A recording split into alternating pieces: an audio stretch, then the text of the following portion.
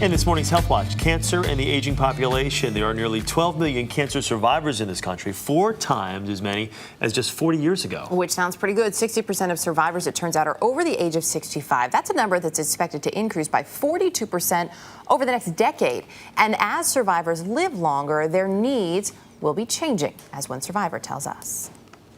My name is Nancy Boozer. I am 58 years old, and I was diagnosed with breast cancer in 1996.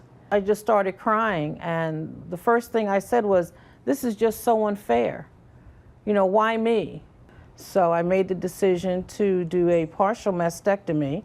Everything was going along fine until about 1999 when I detected a slight pain in my right hip. And my doctor ordered a bone scan, and it came back that there was a spot of cancer on my right hip and on my right shoulder. So I got the news that it had metastasized. I will be 59 this year, and I remember starting this journey, and I had turned 43. So I just see the years, you know, going by.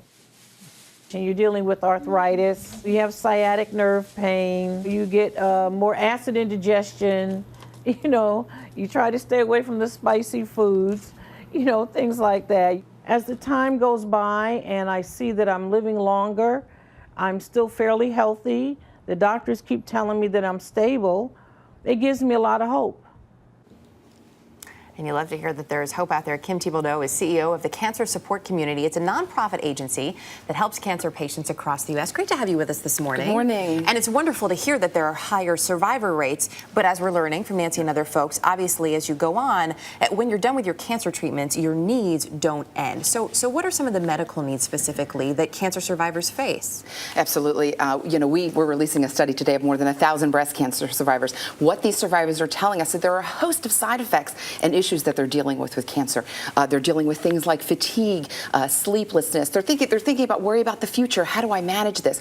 But with the senior population, it becomes more complicated because we're also dealing with things like diabetes, heart disease, all of these different issues. We have 77 million baby boomers in this country who are going to be getting cancer and dealing with all of those other conditions. So it does get pretty complex. You've got cancers like female breast cancer, colorectal cancer, prostate cancer, which in years past had very low survival rates, but now that seems to be changing with these studies.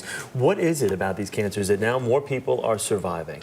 Well, we're seeing great shifts in screening, great shifts in treatment. I mean, look at the cancers you named. Breast cancer, we're doing mammograms. Colon cancer, we're doing colonoscopies. PSA, obviously some interesting mixed news lately. But we have screenings for these cancers. Plus, we're seeing these awareness campaigns. People are getting educated. People are getting empowered. They're going out and getting their screenings. And that's leading to an improvement in the survival rates. And that's because catching it early really is the key in so many cases, The key, right? Absolutely. We have to catch it early. That is how we are able to manage the disease in the short term and in the long term. And what should these cancer survivors and doctors be looking for as they move forward with their care?